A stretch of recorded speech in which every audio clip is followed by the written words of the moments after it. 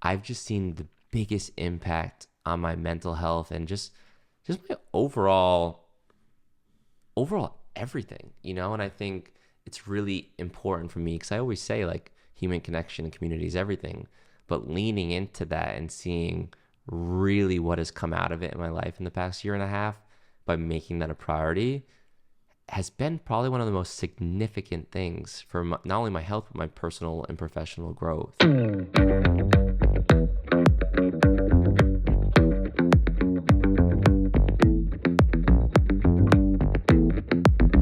My name is Dr. Jonathan Leary. I'm the CEO and founder of Remedy Place, and I am on Behind the Brand with Brian Elliott. Hey everyone, welcome to another episode of the show. Jonathan, thank you for having us to your home and what I would assume second sort of remedy place. Yeah, I'm so grateful to be here. I'm really excited for today. Oh, it's my pleasure. I usually ask my guest, how did you get this job? Oh man, I mean, this was the dream. I started working on Remedy Place in 2012. And at first it was really just to make sure that my practice didn't look like a clinic or a hospital and just to create a different environment that I never saw before in the healthcare space. And then it really just evolved over the years. And even though I worked on that business plan through my whole doctorate, every Sunday I put aside the afternoon to like Google how to do everything. And when I graduated, I went to the bank, had this 158-page business plan, thought it was, would leave with a big check and, build the dream, quickly realized it's not how it works. And I had to then open up my concierge practice, not because it was fancy, but honestly, it was because it was the cheapest option. And I had that for 5 years before Remedy opened. And I got to do 5 extra years of clinical evidence and market research and really truly understanding with my patients what worked, what didn't work, what were they willing to do, what were they not willing to do, common lifestyle habits. And then I end up learning from my patients. My patients became my mentors. And then, it was about 4.5 years ago, I was able to open the first club.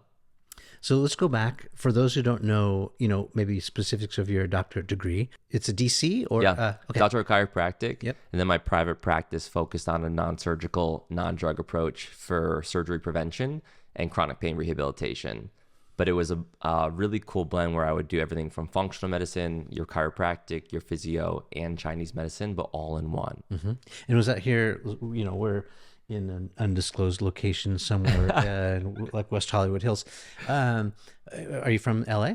I'm from Rhode Island. Okay. So I grew up in a small town over there, but moved here when I was 22. Okay. Yeah. And so you did your schooling there and then moved here? Did my undergrad there, did my doctorate here. Mm-hmm. Thought I was going to move to New York after I finished, but then I kind of got stuck here. And then I've been here ever since until about 1.5 years ago when I got my spot in New York.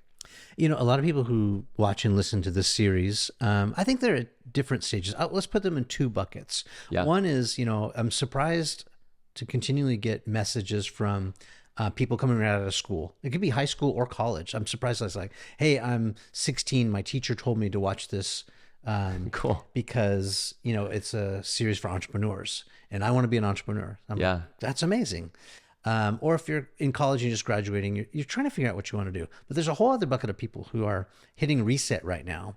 Okay. And maybe they're, like 30 something or 40 something, and they're not happy. Like they went to law school and they're like miserable as a lawyer and they're hitting reset right now, trying to figure out like where their real passion is. And so I asked this with that context. Did you always know that this was going to be the path? Did you know what you wanted to do? I always knew I wanted to help people. Okay. But in Rhode Island, I was never exposed to alternative medicine or even sports medicine or anything other than conventional medicine. And when you're doing pre-med, you have to get your hours in, volunteer, shadowing. And I, for 4 years, was like, I don't know if this is what I want. I saw the doctors overworked, not healthy, away from their family and kids, not sleeping, late nights. So their life was really stressful. Like, that looks amazing. I think I'd like to do that for the rest of my life. Yeah. And then you would see in the hospital setting, like no one's happy if you're in the hospital. It's scary. It's a lot of stress. Yeah. A lot of emotions. It smells bad. Yeah. It smells bad. And then, you see like the food and there's like so many things that I'm like, this isn't what I envisioned was how I wanted to help people, but that was the only way that I saw. Mm-hmm. So I think it really shifted after that. But I've always known that I wanted to get into the healthcare space Mm-hmm. and that I needed to do something different. Yeah. Did you have an outside influence? Like, did you have people recommending, like your parents or friends, or like, hey, you should do this? No, well, one of my friends' dad was a chiropractor. Okay. And in Rhode Island, most chiropractors would partner with a lawyer and then do PI cases. Mm. And I was like, this is not what I wanted to do. Right. But he had an interesting perspective because he's like, John, I know you want to move to LA. And in California, a chiropractor is a primary care physician, and they can treat or diagnose anything. They just can't prescribe meds or puncture the skin. Mm. So when I went into this program and switched my mind from going traditional route to this, it was really like, hey, I don't even want to do chiropractic. I just want the scope to be able to do whatever I want to treat people. And then I started getting chiropractic care when I was in school for the first time. And I'm like, oh, wow, this actually works. And then you start doing, work in school and practicing. And you're like, wait, this actually works. There's something to this. Yeah. And then the science and everything really started to add up. And I'm like, wait, how come I was never exposed to this? And then you start learning more and more about the functional medicine and Chinese medicine. And it was so fascinating because it was really putting the control back into the patient's hand. Like your body is this amazing healing machine, and it has the ability to heal when you give it what it needs and you take away what it doesn't. Mm-hmm. And then, for those extra 4 years in school, I studied so much about human physiology, biochemistry, biomechanics, to understanding the human body in a way that most people never get that detailed on, because the difference between alternative medicine like med school versus just normal med school is the amount of education on pharmacology. So a medical doctor is studying medicine. So that is what they're studying. For me, it's great for me to take those pharmacology classes, but instead of knowing more and more about drugs, I was knowing more and more about the body. And then it's a puzzle, like when you know the body and you know what's off and then how to fix it, it's about putting the puzzle pieces back together, and it's a lot easier than people think. Yeah, it's amazing to me that we're walking around in this, meat suit, basically, and we have no idea how it operates. No. We don't even have an operating manual. Yeah, I say it all the time. I'm like, your body's your number one asset, and you don't even know how it works. Never mind how to take care of it. Yeah, my car has 300-page manual. Yeah, like when I want to change the oil or the tires, I just had to get new tires. It's like I know exactly what to do, but like with my body, which I am so close to. Well, even think of I know nothing. of all of your whole career.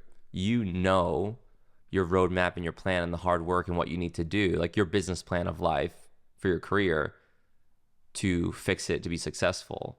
I want to give that to everyone for their body, and that's really where Remedy comes in, is eventually this free educational platform to teach people how to take control over their health, because no one's going to make you healthy. It's only you are going to make you healthy. You just need people to teach you and guide you and maybe help facilitate certain things and give you the tools.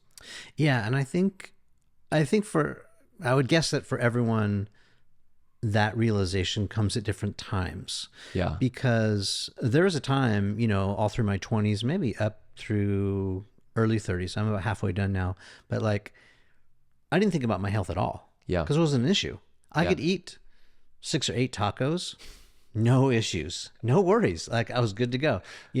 Drink, play, eat. Yeah. I mean, everything was fine. Everything worked great. Yeah. Right? Bounced right back. Play a game of pickup basketball, wake up the next morning, go for a run, go to the gym. It's like everything was fine until it wasn't. Yeah.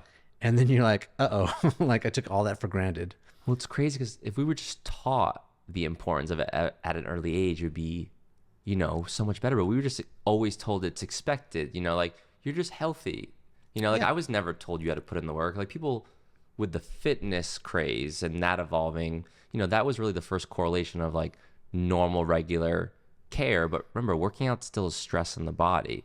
It's a good stress, but you don't only want to train your muscles. You need to train every system in your body.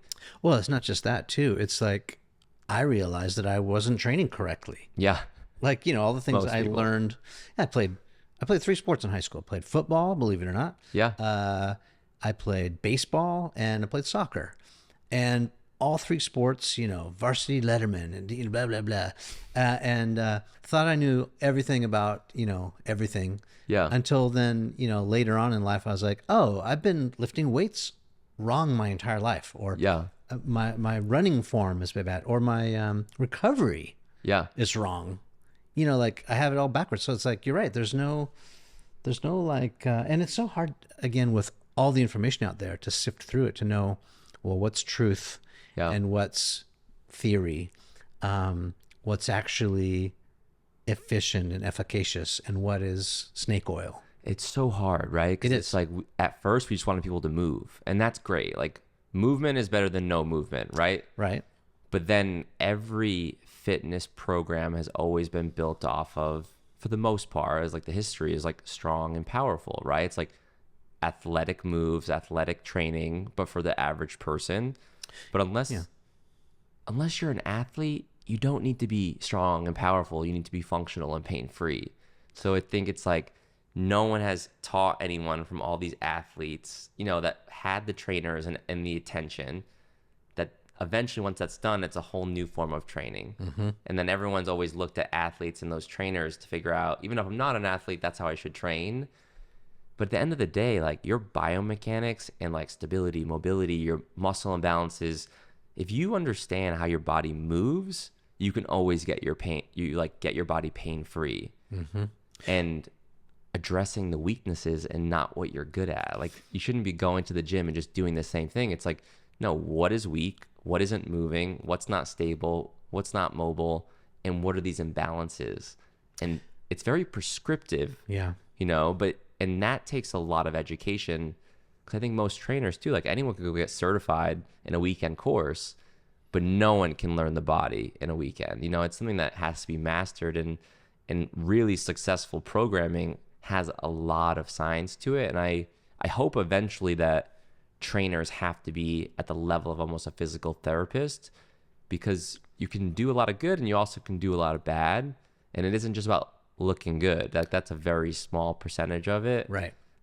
It's really about getting your body to move perfectly, or as close to perfect as possible. Yeah, that's a really good point. And again, some of these things you don't notice until it goes wrong. Yeah. Right. Like we were talking off camera when I was in New York, and I was like, just out of the blue, Yeah. my arm has got pain. Yeah. Like that's new. Yeah. That's new. And so I was like, I wonder what I did or didn't do. Maybe it's just a function of, genetics, or maybe I had the wrong kind of movement or not enough movement. It's like, how are you thinking about fitness and recovery when every body is different? Yeah. I mean, I think it's important that people think a lot of the times when they have an injury or this flare up that it's like, oh, I went to go reach for that paper, or, I was just reaching that top cabinet and I threw out my back. Sneezed. And they don't, and they don't realize like your body's so good at adapting to pain and getting in these antalgic positions. But all we are our whole life is just getting closer and closer to the cliff edge, but you don't know until you fall off, and I think it is the biomechanics and the poor movement or the lack of movement over years or decades that eventually something goes wrong. Mm-hmm. And then they expect, oh my God, I can get pain-free overnight, like a couple weeks and I'm good. And it's like, no, you have to understand it took you a long time to get there. And if we're doing it the right way, we can be preventative the whole time. Yeah. Or worse, you think a couple Advil will do it. It's not. Like, that's not a path. Even think about like the pain problem in America right now, like opioids. If you're in pain and you numbing it's not fixing it. So I think, people take these pills and then they go about their day because they don't feel it, and then they're aggravating it all day. And then it wears off and they're in more pain, and then they take more. And this is where it becomes an issue, because we don't see that the biomechanical issues that are off that are causing the pain are not being fixed by you numbing it. Yeah. And how we're addressing pain in America is just completely wrong. And that's scary because, like opioids are very addicting. And obviously we know that there's been a major crisis, and most people, if you ask anyone, everyone has some level of pain or one old injury or at least tight somewhere. And most of the time they're just like, oh, I'm just waiting for it to go away. Mm-hmm. Well, and, and I'll speak from experience. So in my defense, Yeah. and again, I told you this story, and I've told this story actually many times on this show. Okay. So many people have heard my story, but I'll repeat it again just so you understand. I really wanted to get better. I started to have headaches. Yeah. That was my thing, just out of the blue. And I saw every doctor possible to try and fix it. Yeah. And the headaches were getting so severe that I was worried, like, am I dying? Like, is that what's happening right now? Yeah. Well, so I started with big ticket items, and I started from the top down. I went to see a neurologist first. I got an MRI. Yeah. Got a brain scan. I was like, do I have a tumor? Am I dying? Is this what's happening? Yeah. It turns out no. That's great. The neurologist said, oh, you just have migraines, and chucked pills at me. Yeah. I was like, okay. Then I went to see the cardiologist, did a carotid artery scan, heart scan, worried about the ticker. Yeah. And he said, no, everything looks pretty good. You have a little genetic high cholesterol, but, with a little diet and exercise, we can fix that. Good. But then he goes, at some point, maybe in like 4 or 5 years, maybe put you on a statin. Yeah. Like, that doesn't sound great, but, thanks for the information. He did tell me, though, that my red blood cell count was a little high. Okay. That made me curious. So then I saw like a pulmonary expert, and I did a sleep test, and I found out I had like mild apnea at the time, Okay. which I didn't know what apnea was. Sleep apnea, for those who don't know, is like, if you're overweight, or if you're at a certain age, your jaw can start to relax and your tongue falls back in your mouth a certain way, and you stop breathing at night. Yeah. Sometimes it's severe and you can wake up gasping. That didn't happen to me. I was like micro suffocating. Okay. like 20 times. Just a tad. Yeah. Yeah. And so I wasn't noticing it. I was unconsciously waking up and going back to sleep 20 different times a night. So I was waking up in the morning feeling exhausted. Exhausted, fatigued, like I got hit by a truck, or like I was out partying. And I was like, what is happening? Anyway, so long story short, I saw all the doctors, and each one of them was so myopic to my case. And, the neurologist, of course, was just thinking about the brain and the head, and the cardiologist was just thinking about the heart, and then the pulmonary expert was just anyway. So right on down the list, the net was no one could solve the issue. Yeah. And so I realized at that point that I needed to take responsibility for my own health. And I started asking friends, started, researching on the internet. I talked to friends, and it was in one of these interviews I was doing with a professional athlete. And it was Russell Wilson, actually, who was the quarterback of the Seahawks at the time. And Russ is like, Brian, I think you might be dehydrated. I'm like, no, Russ, I drink plenty of water. He's like, no, electrolytes. Yeah. I was like, come again? Electrolytes, I was like, no, I don't know. What are you talking about? Like Gatorade? He's like, no, Gatorade's got way too much sugar. Yeah. It's garbage. You need to make sure that you're replenishing like sodium, magnesium, potassium. It's like, oh, okay. So I looked into it. Sure enough, I had a deficiency. So I started supplementing with more electrolytes. And like in 2 weeks, 50% of the headaches were gone. Yeah. So then I started focusing on sleep, because everyone's like, sleep's the gateway. And I tried to, the pulmonary doctor said, you need to have a CPAP machine. If you know what that is, it's like sleeping with a starfish on your face. Yeah, not as comfortable. No. It's super romantic too. If very romantic. Sleep with a partner. It's like, hey, I'm gonna put this mask on. Peace out. Like within like 48 hours, I realized, okay, this is like a deal breaker lifestyle wise. I'm not doing this. So I sent that back, and I was like, okay, how do I solve my apnea? Just turns out I got like a new pillow, slept on my side. Ate a little bit better, lost like 5 pounds. Yeah, that makes a big difference. And it was gone. Yeah. Gone. Here's the thing is like, what's wild is, all those doctors did the right thing. They tested their specialty. Yeah. They asked the right questions. Good intentions. Yeah. And they also they prescribed what they were trained to prescribe. Yes. But I think what I've seen with my patients, remember like having this sports medicine practice focusing on surgeries and chronic pain, I wasn't treating other things, but throughout my practice, I started to treat other things, because when you do functional medicine and you actually look at everything going on in the body, and for those of you who don't know what functional medicine is, when you go to your medical doctor, you get diagnostic blood work, and that's just to see, are you sick or are you not sick? Functional medicine is a series of different blood tests that will actually measure every single deficiency, toxicity level, sensitivity, analyze every single organ and system, your gut, and it basically gives you the blueprint to your whole entire body. Mm-hmm.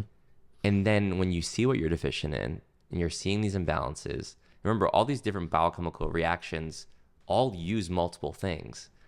So you can start looking at these chains of reactions, and if you know that you're missing a couple of these very important markers, you might just have headaches. It might explain your gut issues. Yeah. Like, and all of a sudden in my practice, it was like, oh, my gut issues are gone. My depression's gone.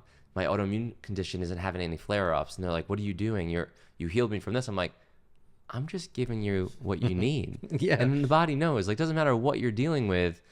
But it's crazy that is not what everyone's annual physical is, because it's not covered by insurance, and that drives me insane, because it's not diagnostic. And I'm like, I don't care what you have. I want to know how your body's functioning and what I need to do to fix it. Yeah. Or what is the root cause of your problem. Yeah, and it's amazing how several of these things are connected, right? Or it's kind of like one affects the other. All, yeah. Right? And so, like you said, the body knows how to fix itself. Yeah. But there might be one little thing standing in the way. Like for sleep, because I was not getting sleep, it was my blood was thicker. Okay.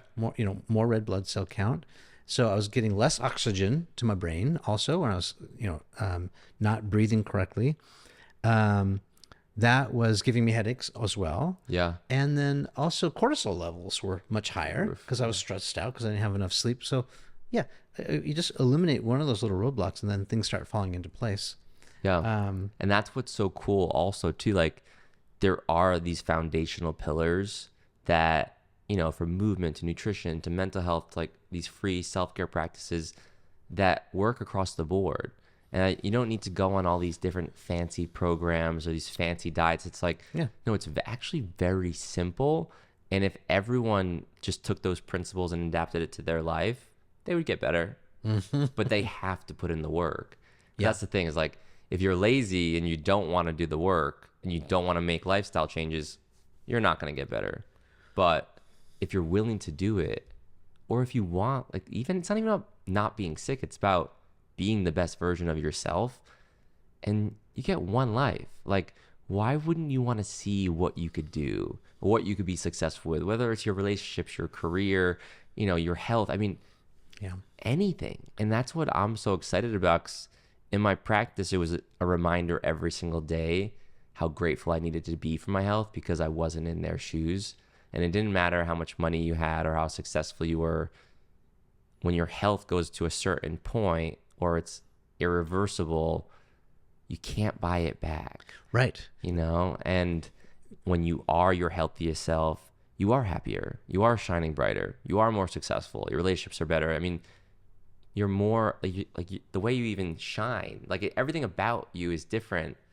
And it's like, there's no finish line. So imagine if you just kept shining brighter and brighter and brighter. Life, you can do anything you want in life. And the healthier you are, the more that you can actually explore what that looks like. Yeah. I mean, it goes without saying, but maybe it's worth saying again for those who are not there yet. But it's like, your health is everything. Yeah. And when you don't have health, I mean, it's the only thing. It's such an obstacle. It's like everything else, then you can't function almost if you don't have health. And so it's not about addressing it when it's broken. It's about this preventative maintenance, right? Preventive maintenance to keep, perform. And, it's mental and physical, right? Like, and emotional. One affects everything. the other.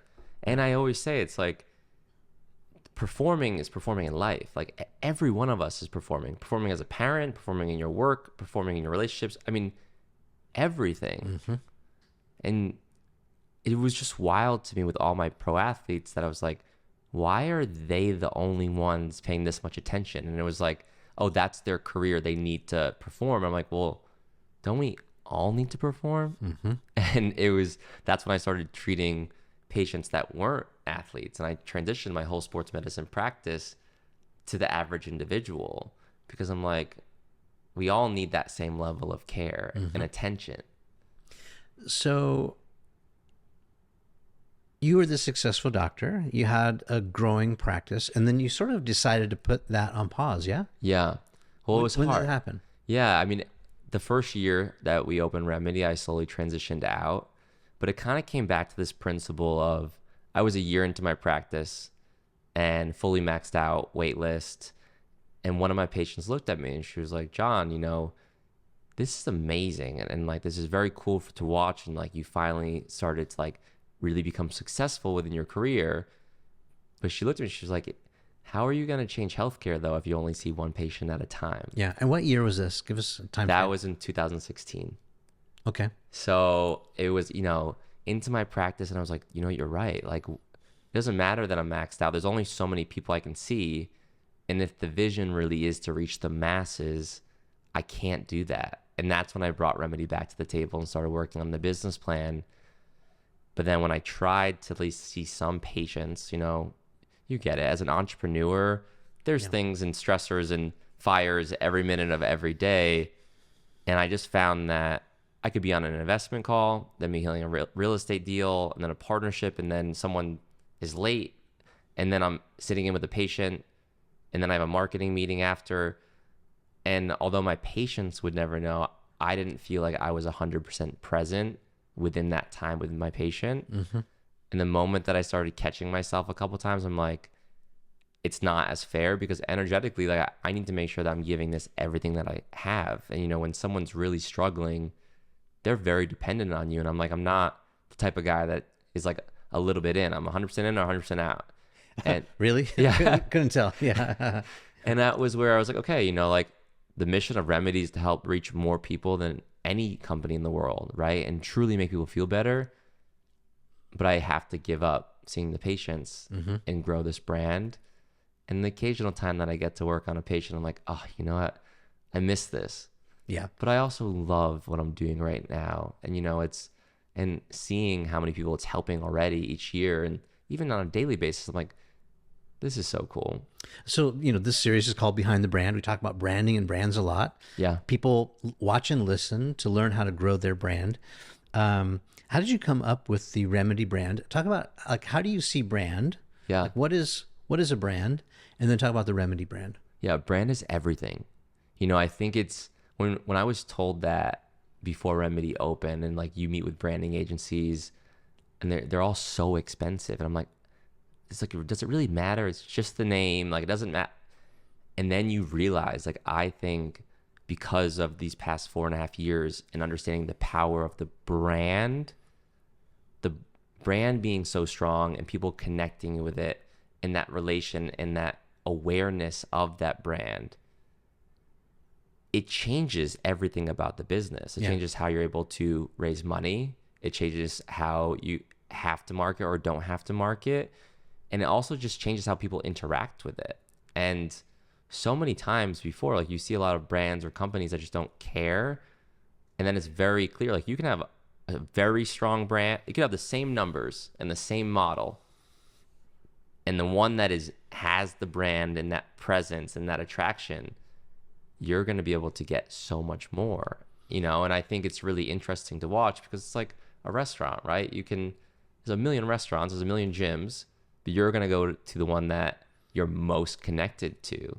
And that can be for a wide array of reasons. Yeah, there's a 24-hour fitness brand, and then there's an Equinox brand, and then there's 50 others in between. So how do you define brand? Like, what is brand to you?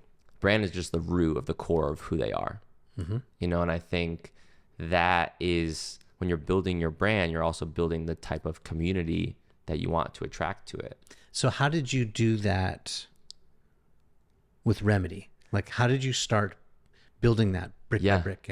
Yeah. I mean, like I was saying, every Sunday when I worked on that business plan, at first, I just knew that I wanted to be the exact opposite of a clinic or a hospital.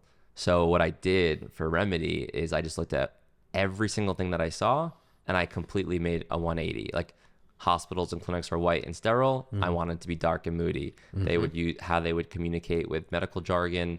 I wanted to be the exact opposite. So it was in layman's terms. Like, and I started comparing everything that I didn't want it to be, and then started, constantly updating it. And I wasn't even until, a year or two, like well into like us operating as a business that, you finally figure it out. And a brand isn't something that just created overnight.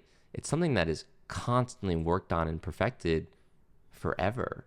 And it's very, very hard to make something simple.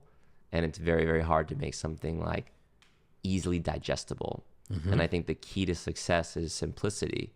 And the more that you can simplify whatever you're doing and make it more approachable or like more easier to understand, the better. And so what did you do to make it more easily understood? I love this lesson, and if you missed it, sometimes defining what it's not is a great way to help people understand what it is. Yeah. Right. So yeah, it's the opposite of. So how did you help people understand your vision for it? Yeah. Honestly, listening. I've given so many press interviews. I've talked to like so many people about this brand, and you just start to learn. You learn how people, like within any form of communication, what is sticking, what makes sense. If they have to keep asking questions, like obviously it's not clear, you keep working on that elevator pitch, because I created the world's first social wellness club. It's not a gym, it's not a spa. Trying to explain to people what that is, they didn't get it. Before Remedy opened, people were like, oh, it's a spa. They're really going to go more than once or twice a month. I'm like, it's not a spa. I'm like, think of it as like a gym if it was just self-care. People are going to come every single day. And even like, it wouldn't even be until people walked into the club and they're like, oh, I get it. Or like, it would take a couple times. I'm like, why is it that only when people walk into the club and experience it, do they understand what a social wellness club is? And I'm dealing with the prior context of people only knowing fitness and spas in this industry. So I think anyone trying to create something that doesn't exist, whenever you're innovating and not following, and you're truly creating something from scratch, it's always harder and it's always going to take a little bit more time, but it's so worth it. Well, yeah, you're truly differentiating yourself. You're separating yourself from the herd. You're creating a new category. New category creators are difficult. Yeah. This guy named Steve, when he announced this new phone that was also sort of like a computer that you hold in your hand and had apps and a touchscreen, that was a category breaker. Yeah. Right before that, it had, different function. So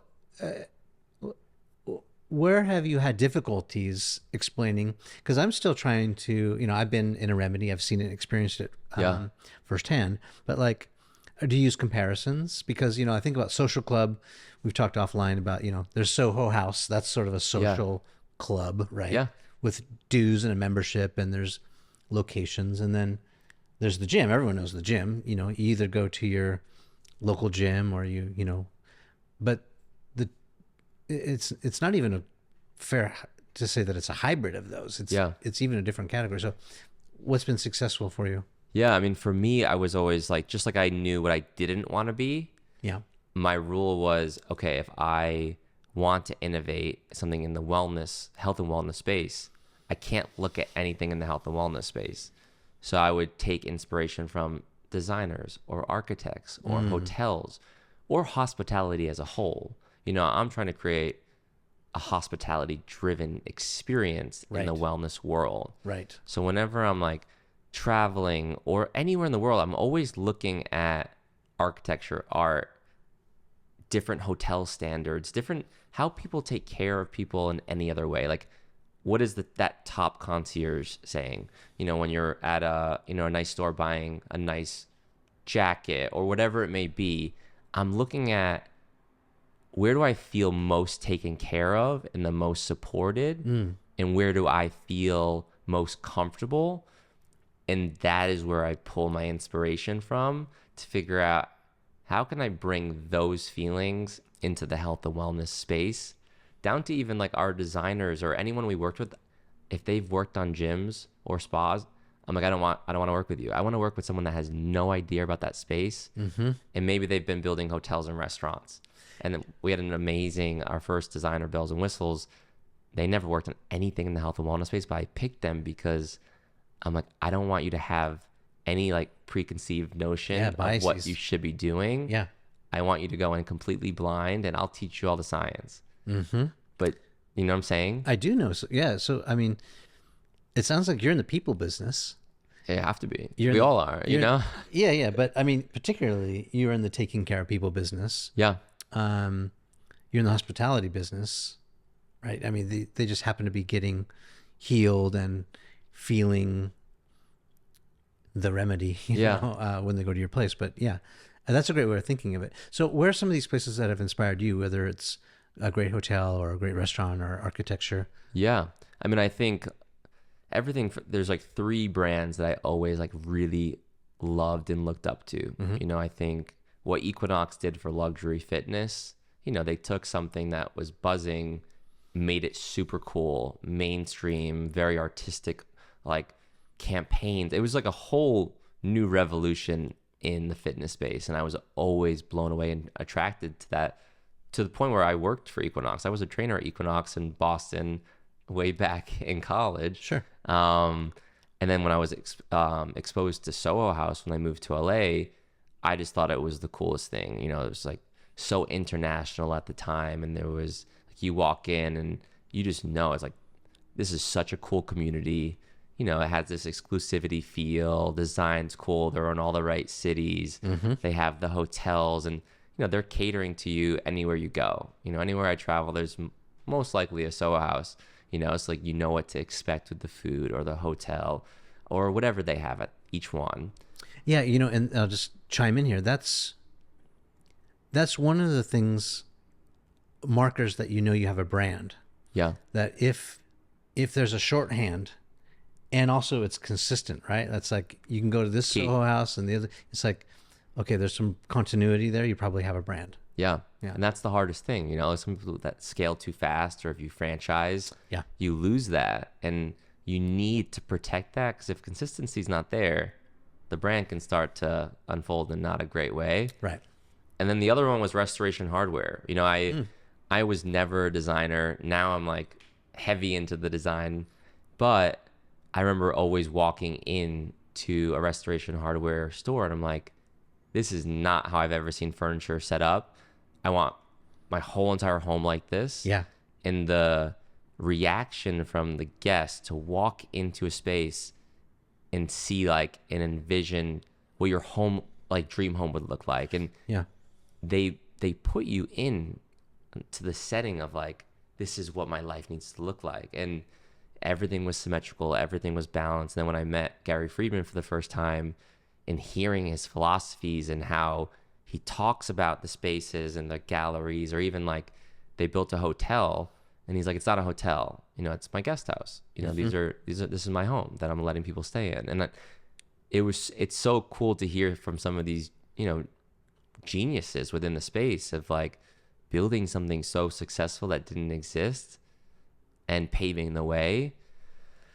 And I remember always just being like, wow, like these are so cool. And I've had the pleasure to be able to either work with or really get close with all 3 of those companies. And it's exciting to see, because now it's like I want to be able to now build my vertical and innovate my space and then inspire and motivate other people. Because this industry, the health and wellness industry, needs so much help. There's no way Remedy can do it by itself. And if Remedy inspires people to go to school to be doctors, or to create more self-care places, or do preventative medicine or longevity, I mean, anything that's helping people, every conference that I speak at, I'm like, it's our duty as anyone in the health and wellness space to do our part, right? And like do it for the right reasons, and to truly be there to help people. Yeah, I love that. But, you know, that's not the case with everyone. I mean, we live in a very capitalistic society. I like it. You know, it's a meritocracy too. Like, you know, the audience rewards the best. Yeah. Not always, but most of the time, you know, the cream will rise to the top. But that attitude is healthy. I like it. and I think it will serve you, especially in this space. Talk about the business model a little bit more, because it is unconventional. Yeah. You don't want to be like Lifetime Fitness or Equinox, where you're blowing up, 10, 20, 50, 1,000, Yeah. fitness centers all over the world. Yeah. That's not your vision. No. Talk about that. Yeah, I think like it is important to say that it is almost the American dream. Like I came from nothing and I was able to build something. And I think like anyone can build anything. And I think when your intentions are right and it's exactly what you love and it's your passion, you don't ever have to put the money first. Like money follows. If you work really hard and you really care and it's what you love and you're giving it everything you have and you're a good person, it's really hard to fail. And if you fail, it's a good thing, And I think people just need to realize like you're constantly failing and that's how you grow, like you're falling uphill, hopefully. Yeah. Well, I would add one thing to that, which I think is a part of the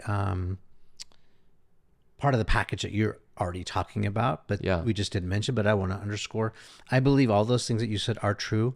And one caveat is, as long as you're doing that and you know that there's a demand Yeah. for what you're building. Yeah. I mean, because you could build what you love. Yeah, that's fair. And you can have great intentions. Yeah. But nobody wants it. Yeah. Unfortunately. And that's why there's starving artists, right? Like 100%. but baked into that assumption, you already knew that there's a lot of people who are unwell. Yeah, people don't feel good. Yeah. How you make them feel good. Yeah. So it's like an endless Supply.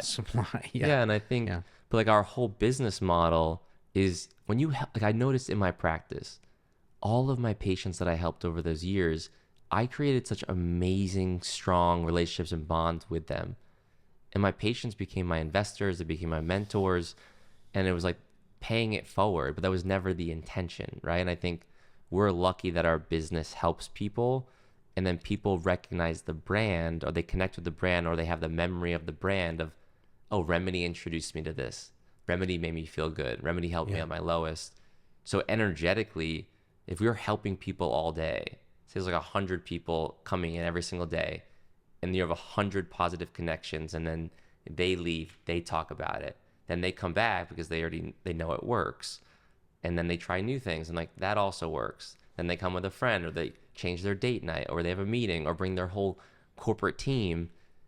It's a whole snowball effect, and our job is to make sure that we continue to give the best hospitality standards, consistency, keep innovating, and then make sure that we're continually being that reliable source of trust, and not doing something to make money, and doing something that we know, like everything's in Remedy because I use it, or I've used it on patients and I know that it works.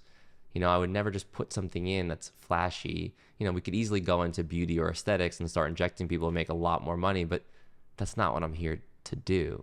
Yeah, and there are some interesting things in Remedy. The cryo chamber. Yeah. There's the what's the bed looking? The red light bed, There's a red light bed. or the lymphatic compression. Name some of the features that are kind of unconventional. Yeah. So I mean, honestly, I look at them all as pretty conventional because they've been around forever. Nothing's really that new. oh, maybe conventional is the wrong word. There's a lot of things that you wouldn't normally find in other places in Remedy clubs. Yeah. List off just a few of these that we may not know about off the top of our head. Yeah. So we have contrast suites, we have sauna suites, we have IV suites where you can do vitamin injections. What's a contrast suite? Contrast suite is where we have a sauna, cold plungers, and showers all in one room. Okay. So we call them experience, not treatments in the club, only because treatments have a negative connotation that something is wrong, right? So we call them experiences, but everything has a suite that is for you or your party size. So if it was just you get the suite to yourself. If it was, the three of us, we could go get that suite together.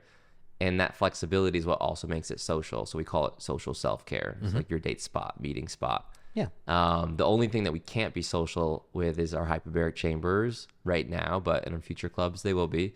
We have cryotherapy, lymphatic massage. We're the first place in the world to do a breathwork ice bath in a commercial setting. So just like you'd book into your favorite workout class, at Remedy, you book into a breathwork ice bath class, which people go nuts over. We have your acupuncturist, your chiropractor, your physio, red light therapy, cryotherapy. I mean, you name it. We have every self-care thing out there that works, but with a social twist.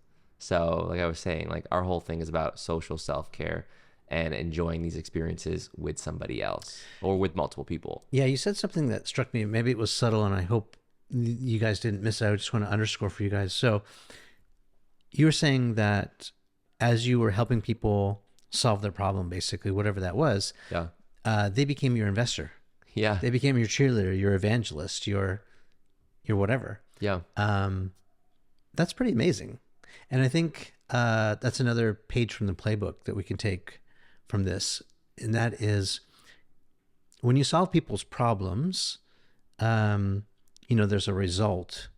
And there's usually a pretty good reaction. Either they come back and they're a repeat, client of yours, or if they're in a position to become an investor, like they see the results, like it's real, and like they want to be part of it. And so it's a way that you can, sort of, instead of having to put your 158-page business plan together and go shop it around to this bank and that bank, and it's like you could actually just do great work and like attract the kind of people that you need to help scale your business in that way. And that includes partners and investors and other things. I think it's like your reputation. Like people in the beginning, an early stage startup, people aren't investing in the company. They're investing in you. I would say they're always investing in you. Yeah. Right. Yeah, it's that's like, fair. Because it's important. It's like getting to know you and then being able to see that you work hard, that you are a good person, that it is your passion. Like those are things like now that I'm starting to invest in a little bit of,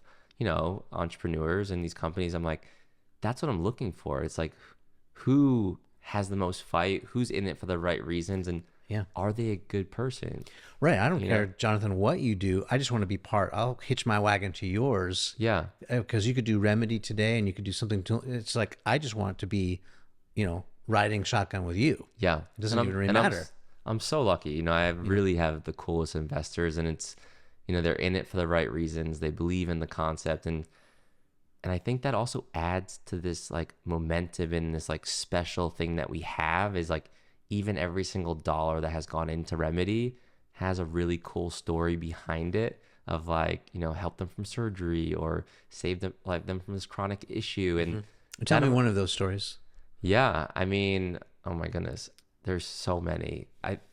As far as like someone that I helped. What's a standout? I mean, again, we were talking off camera and you're telling me that this sort of household name brand appliance company you're doing something with now, and that's new, unconventional. They're the only one that wasn't a patient before. Okay. But can you talk about it? I can't talk about it. Not yet. Okay. You can have me back in 6 months and we can do a whole podcast on it. Okay.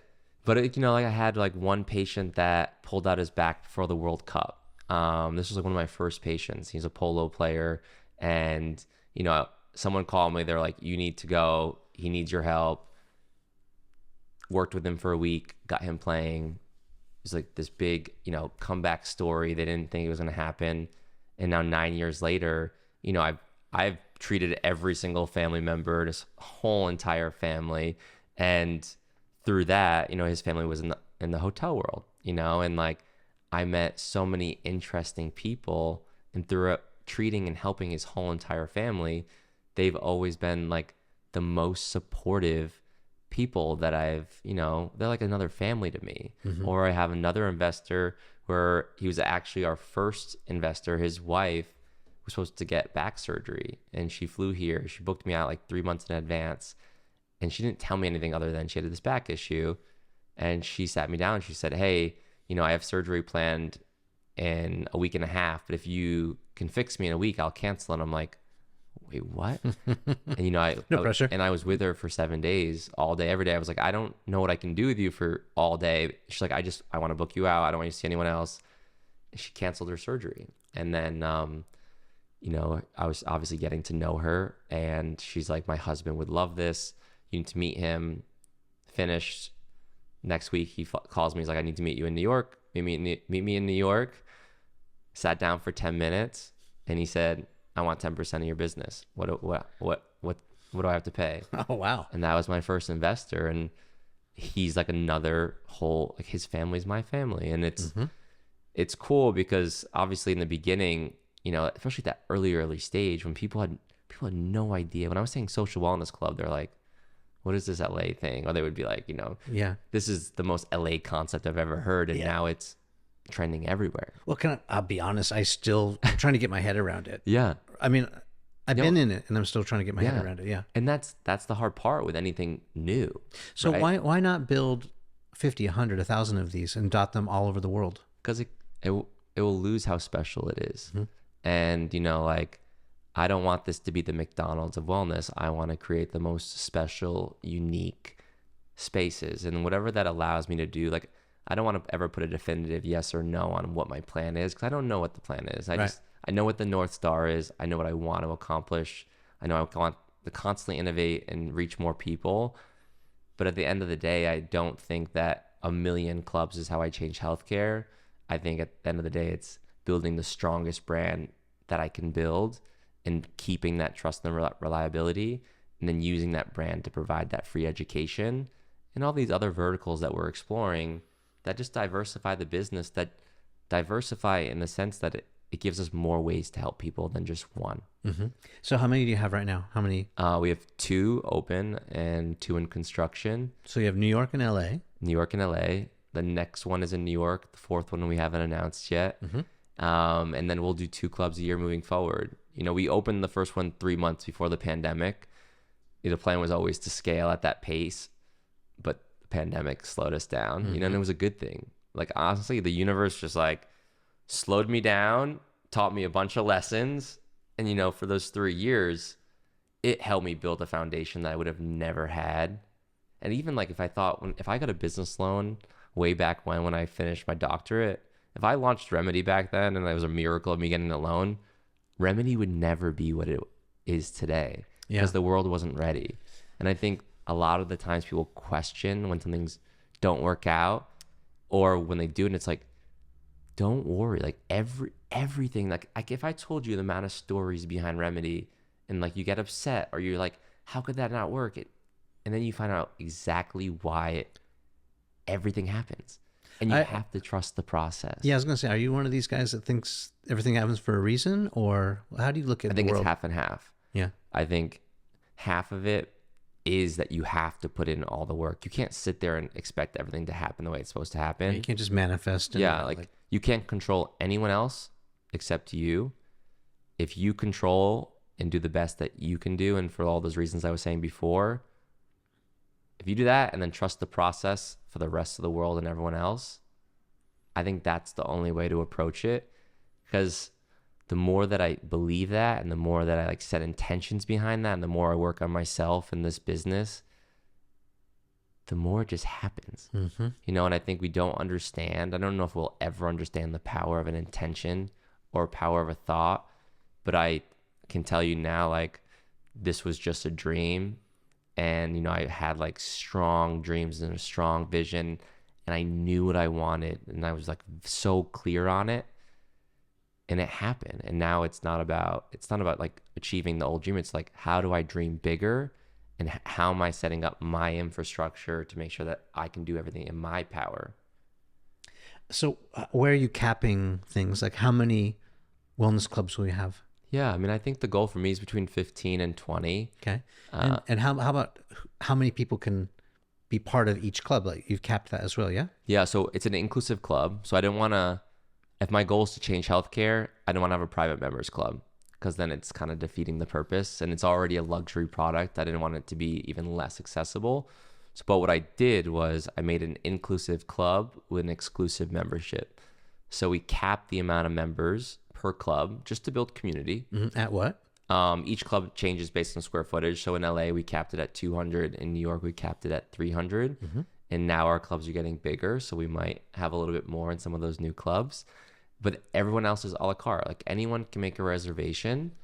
But that was important to me. And I actually, one of my other patients told me, he used to work at Nike, and he was like, John, you know, even if you wanted to make this a private members club and it wasn't your mission to be more accessible, he's like, you're creating something that doesn't know people don't know what it is. Like you're even saying, like, I'm still trying to figure it out. Yeah. If I'm asking people to come to a private members club that have no idea what it is, there's so many societal norms that we're breaking and shifting, as well as the awareness of all these modalities and these treatments changing. You know, you have to make people be able to experience it and be able to try it to understand, because it just takes, like I was saying, it just takes people trying remedy to understand the value add. Yeah. But if they were never able to go in, for me, it's not even about them coming back to remedy. Like say we gave them their first ice bath, and then ice bath became a part of their routine for the rest of their life. You know, like that's a win in my eyes, you know? Yeah. I think that happened on the Today Show. Like Yeah. you Yeah. had a couple of the women from the Today Show come in and do that. That was pretty cool. Yeah. Well, the cool thing is, like, we're very private on who our community is and who comes, but like everyone in the industry comes to remedy. And a lot of them, it was, you know, they did their first ice bath in our breathwork ice bath class. Pretty cool. And it's cool because then it's less for me about who they are, but more about the platform that they have and the reach and impact that they have on the people following them. Yeah, of course. And if Joe Schmo goes and shows that they did an ice bath and said, this just changed my life, or I've never felt this good, then say 5% of the people watching go and do it. That's that snowball effect that we need to happen just to shift awareness around, hey, you don't feel good? Here are a couple things that might work for you. And if you're willing to try it and it works for you, great. So let's expand that conversation we started in New York, which is, you know, I suggested, man, you should just cuddle up with, you know, another company or brand that has all this distribution already. For the sake of conversation, let's just say it's Starbucks, you know, like there's a Starbucks in every corner. You know, why couldn't you just get in bed with Starbucks and just like create this whole thing? Why wouldn't you do that? Yeah. Finish that conversation. I think that goes back to protecting the brand. Like I was saying before, like brand is everything. And my vision for Remedy is to reach more people than any company in the health and wellness industry. And one of my mentors, you know, I was sitting at dinner with him the first time we met, and he looked at me, he's like, John, you have one of the most innovative concepts that I've ever seen. And this is like a very successful individual that I really respect. And I had an opportunity to go in someone else's business. And, you know, I was really thinking about it because it was 2 years in the making. And I'm like, you know, maybe it will help me reach more people faster. And he's like, don't you dare go in that business, because you could be way bigger than that business, but you won't be bigger than that business if you're in that business. Yeah. It's this idea of, I mean, it's short-term win. It's a short-term win, but it's also, it's going downstream. Yeah. Right. It's like going down market. Yeah. Instead of looking up market. Yeah. It's counterintuitive. Yeah. But like, that's where the magic happens. Yeah. And it's like, I'm in it for the long haul. Like this isn't like, hey, I have a finish line with Remedy and I'm done. Like this is my life mission. You know, I think Remedy is my unicorn that really gives me a shot to achieve that goal. And, you know, I've had opportunities where people have approached me with very amazing deals and like things that would drastically change my life. But that's not what I'm here for, you know? And I think a lot of the times you get that low hanging fruit, and, you know, people are excited about those moments. And like, if you're caught in the wrong time, like sometimes you're not even thinking about the impact of taking that deal or that opportunity. But if you have something that you love and it makes you happy, don't ever leave it, you know? And I think it's so hard to find your purpose in life, but if your purpose is your passion and everything, like people will say like, John, you work too much, or you don't have balance. I'm like, guys, Remedy fills so many buckets of my life, and this isn't my job. This is what makes me happy. It's what makes me healthy. It's what makes me meet new people. It's what helps like stimulate and challenge my mind. All of these things, most people don't get that from one thing, so it's hard for people to understand. But I'm like, it's just different, and that's okay, because your work doesn't have to be that for everyone. Actually, it's like probably rare that your work can be all those things. Yeah, and I'm agreeing with you. I'm shaking my head here, saying yes. But I also think that there's many ways to the top of the mountain, right? So, just as an alternative point of view, it's like Elon Musk, right? Who's built a lot of businesses. He had this little company called Zip2. Okay. Then before that, he developed a little video game which he sold and rolled into this next venture. Then he had a little company called Zip2, which he sold, rolled into PayPal, sold PayPal, rolled that into Tesla, and rolled that into SpaceX. So it's like, Elon, he's a builder. Yeah. And, he's trying to get to Mars. He has a big vision, and that's fine. Then you look at someone like Zuckerberg. I might be wrong on the historical facts here, but I think at one point Yahoo, when Yahoo was the thing, offered him like $1 billion. Yeah. And he turned that down, and everyone thought he was crazy. Yeah. And he stayed the course, and now he's built that big meta company, which is he's still at the helm. Yeah. He's still building. It's crazy. Kevin Systrom built Instagram, and he bailed out at $1 billion. Chad Hurley and his partner built YouTube. They bailed out at $1 billion and is sold to Google. And now it's, I don't know, $100 billion valuation. So it's like, it all depends, right? Yeah. Depends on what you want, what your vision is, where your values are at. But like, do you see Remedy, like, instead of like cozying up with a Starbucks or a hotel, do you see Remedy as a like hotel property, or like what's the vision for it?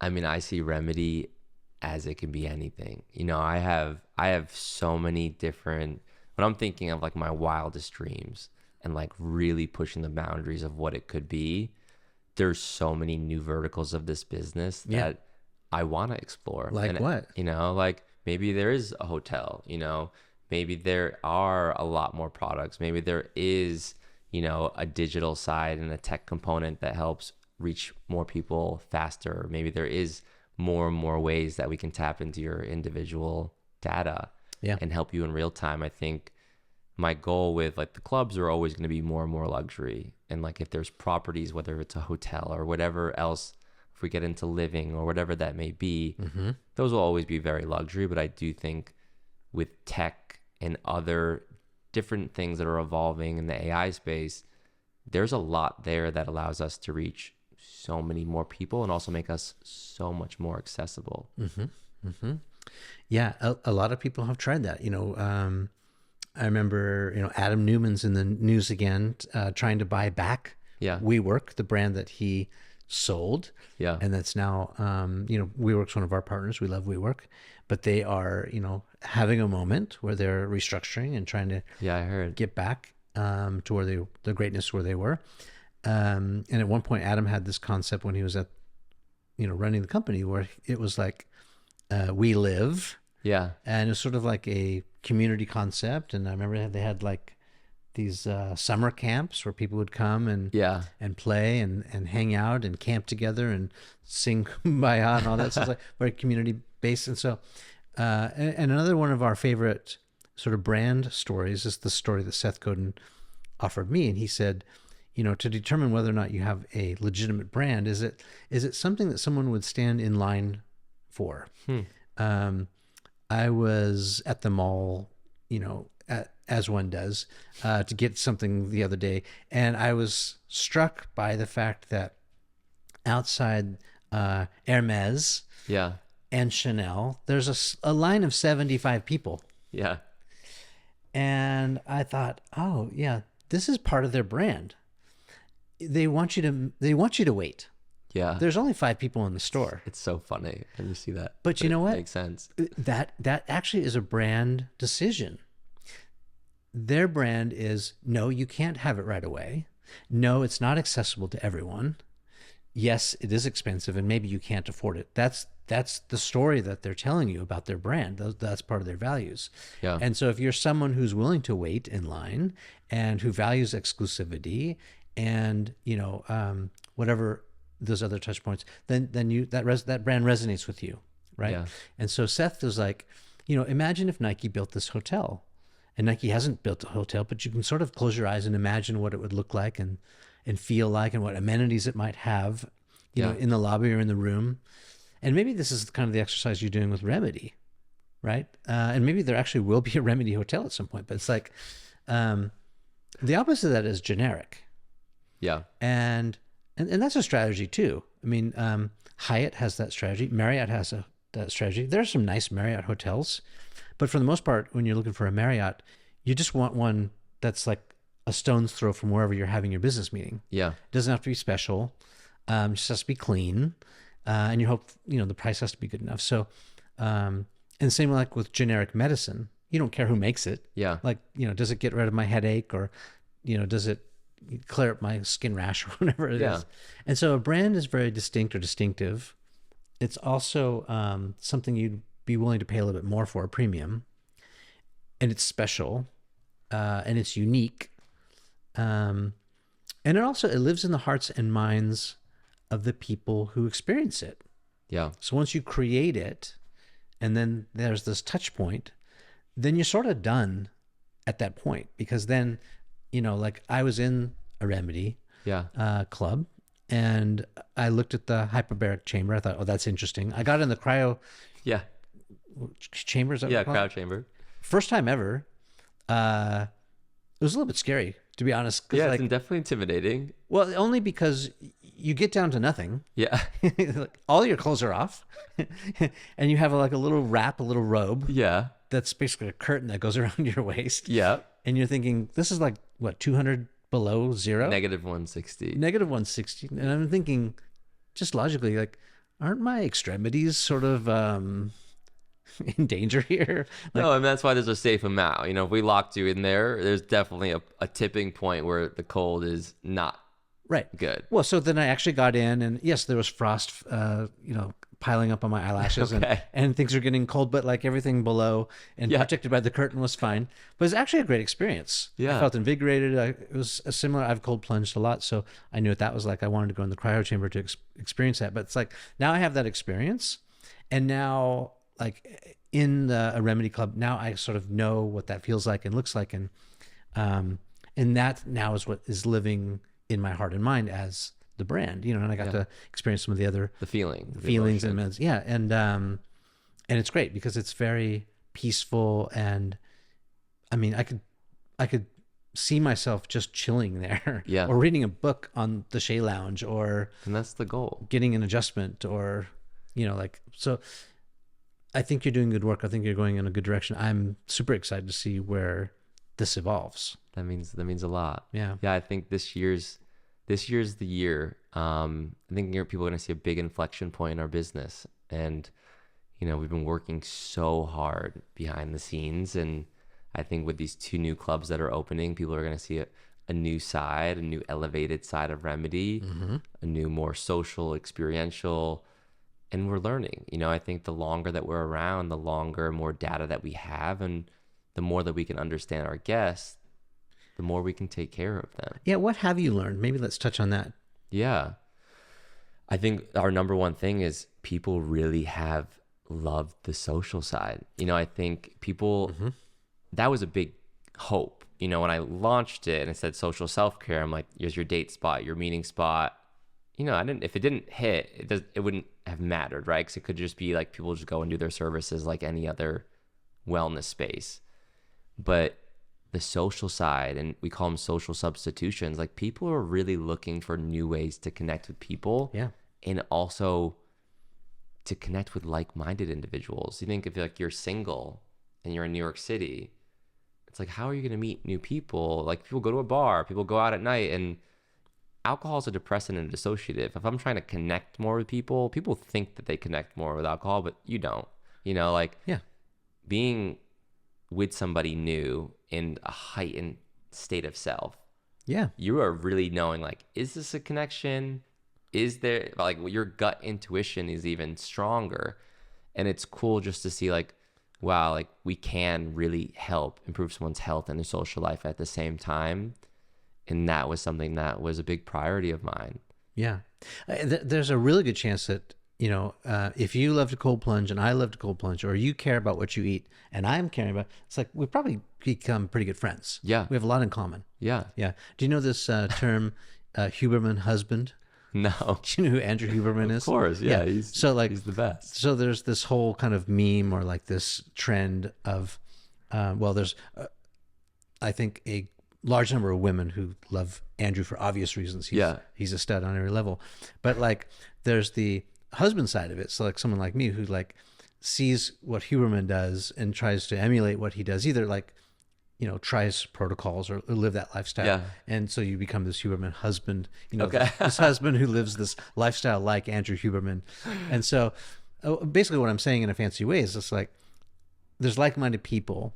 Yeah. And when you're around like-minded people, it's so easy to become friends. If like, oh, you care about this, and oh, you don't do that, but you do. It's like, oh, we can instantly like have so much in common, be quick friends, Yeah. And if you look at like, people are more lonely than ever before, especially like people are more isolated. If you look at like, I think I was listening to a statistic last week about how like with the average male adult and the amount of friends that they have. And I forgot what the actual statistic was, but I was like, people just don't have friends. Yeah, it's like less than one. Yeah. less than like, one friend. How is that even possible? And that's hard. Like as an adult, we need human connection. We need communities of people. So if we can be part of that and give you one of your communities or one place that that you might find people that are like you. Yeah. That's so important to me. And I hope that as we start going into more and more cities, that people always look at Remedy as one of their communities that make up, their life. Because even in my practice and like what even part of the thing I was telling you before about the framework and this whole training program, one of them is making sure you have 5 communities. And if you, like what I mean by community is anything that you go to on a regular basis. And it has to be like a weekly or maybe bi-weekly, but it's something where you're put in an environment around different people. It's part of your routine. Mm-hmm. And I've just found that more and more, if you look at like history, people used to have so many communities, and now we're having barely any, or maybe just one, or maybe their work is every community that it shouldn't be. But I think a lot of the times we just end up gravitating towards one community or one group of people because they're most like-minded. But as a human, we need to be pushed and hear different perspectives and diversity, and not just be around people that think and sound the same. Yes. Yeah. And I also think that by having these 5 communities, like I try to have 5 in each city, and it's what value add do I add to each one of them, to make sure that I'm adding to that community. But then also, what does that one make me happy? Does that one really help push my health? Does this one make me social? And getting different things out of different groups, not only is it to help with the perspective of learning from those people and getting different energetic exchanges, but it's also fulfilling something that helps amplify one vertical of your life. Yeah, maybe there's a whole group, that keeps you honest. Yeah. Calls you out on your bullshit. And it's important. And Yeah. it's like maybe that group of a couple friends that you have isn't going to do any of those things. And and I really, the more that I've been trying to do that, because I didn't really start pushing this until I moved to New York, I've just seen the biggest impact on my mental health and just my overall everything, and I think it's really important for me because I always say like human connection and community is everything, but leaning into that and seeing really what has come out of it in my life in the past year and a half by making that a priority has been probably one of the most significant things for not only my health, but my personal and professional growth. Yeah. That rings true with me. I mean, I would co-sign that. There's a Jim Rohn quote, right? Like, you are the sum total of the 5 people that you hang around. Yeah. Or you are what you eat. It's like you have to think about, the water holes that you're hanging out in. Like, are they 100% helping you, or are they toxic? Are they additive? What are you bringing to the table? And I love that you're creating an opportunity for people to come together who are like-minded in the wellness space. It just makes a ton of sense. Yeah, and I think in New York I was having trouble because I had like my 4, and I'm like, I can't figure out this 5th community. And I was like, oh, maybe I'll create a dinner party where I just bring in like 5 to 10 people each week and have dinners. When I'm like, I live in a studio, so that wasn't possible. Mm-hmm. Pickleball. Yeah. Well, now what I've been figuring out is what I want to launch as my 5th one in New York is like a Remedy after hours, where each week I host an invite only thing after the club closes, just some self-care love, and it's, maybe I want to connect certain people because they might be good for business or relationships or good friends, and kind of just like playing the connector, but then doing it with self-care, which also helps, make them healthier. Nice way to start off their week. And I'm excited to launch that because I'm like, okay, like that's where people can get creative. And maybe it's a walking club, maybe it's a book club, and it could be anything. But just know if you can't find the community, you can create one, or you can create all of them, you know? I mean, we were just sitting back, you know, chopping it up, reminiscing about the good old days and all that. You know, tracking my roots, where I came from and where I'm going.